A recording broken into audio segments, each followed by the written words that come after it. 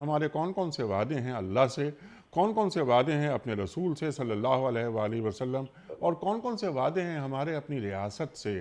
یہ پاکستان ایک نعمت ہے، ہم کچھ وعدے کرتے ہیں اس ریاست کے لیے، وہ کیا کون سے وعدے ہیں؟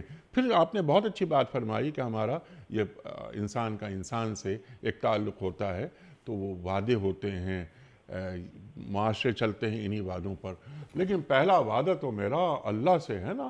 پھر جو آپ نے اشارہ فرمایا کہ اشہد ان محمد الرسول اللہ، یہ کیا ہے؟ یہ گواہی دی جا رہی ہے نا، اشہد ان لا الہ الا اللہ، گواہی دی جا رہی ہے۔ تو گواہی غائب میں نہیں ہوتی، گواہی حاضر میں ہوتی ہے۔ تو کون سی گواہی ہے، کون سا وعدہ ہے جو ایک مسلمان اہل ایمان اللہ سے کرتا ہے، اپنے رسول سے کرتا ہے صلی اللہ علیہ وآلہ وسلم، اور پھر آگے بہت سارے وعدے۔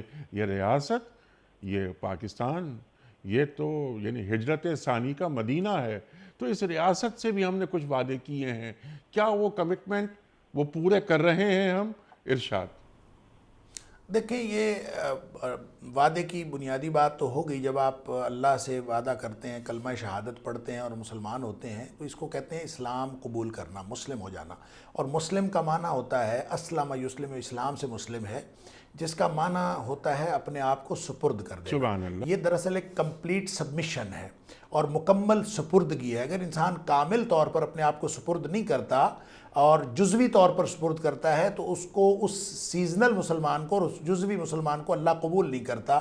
اسی لیے فرمایا کہ یہ جو نبی کریم صلی اللہ علیہ وسلم نے فرمایا ہے کہ آیت المنافق ثلاث، کہ تین منافق کی نشانیاں ہیں، اور پھر ایک حدیث میں فرمایا اربع من کن فیہ کان منافقا خالصا، چار باتیں جس شخص میں ہیں وہ پکا منافق ہے، اور اس میں یہ ہے اذا وعد اخلف، جب وہ وعدہ کرتا ہے تو وعدہ خلافی کرتا ہے۔ یہ منافقت کی نشانی اس لیے ہے کہ وہ جزوی طور پر مسلمان ہوا ہے، جبکہ حکم یہ ہے کہ یا ایھا الذین آمنوا ادخلوا فی السلم کافہ، پورے کے پورے اسلام میں داخل